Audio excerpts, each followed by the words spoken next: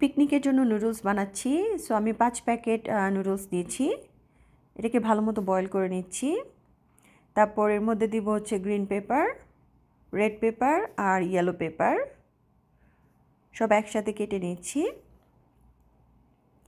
কেটে তারপর এদিকে নুডলসটা হয়ে গিয়েছে, এটা তো বয়েল হতে বেশি টাইম লাগে না। তারপর চিকেনটা কেটে নিচ্ছি। সকালবেলা আসলে আমি অনেক কাজ করেছি, চুলে তেল দিয়েছি, জিমে গিয়েছি, তারপরে এসে রাশ করে নুডলস বানাচ্ছি। সো চিকেনটা কাটা হয়ে গেল। তারপর এবার শ্রিমটা বেছে নিচ্ছি। সো শ্রিমটা বাছা হয়ে গিয়েছে, এখন ছোট ছোট করে কেটে নিচ্ছি। শ্রিমটাও হয়ে গেল। তারপর চিকেন আর শ্রিম্পের সাথে আমি কাঁচামরিচ পেঁয়াজ ভালো মতো ভেজে নিচ্ছি। আর অন্য চুলায় আমি ডিম ভাজছি। ডিমটা একটু আস্তে আস্তে করে ভেজে নিচ্ছি, একটু সময় নিয়ে ভাজছি।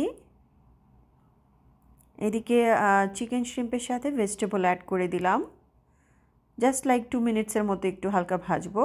ডিমটাও অলমোস্ট হয়ে এসেছে, জাস্ট ছোট ছোট করে চপ করে নিচ্ছি।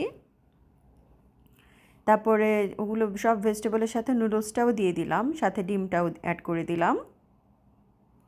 তারপর নুডলসটা অলমোস্ট হয়ে এসেছে, ভালো মতো মিক্স করে নিচ্ছি।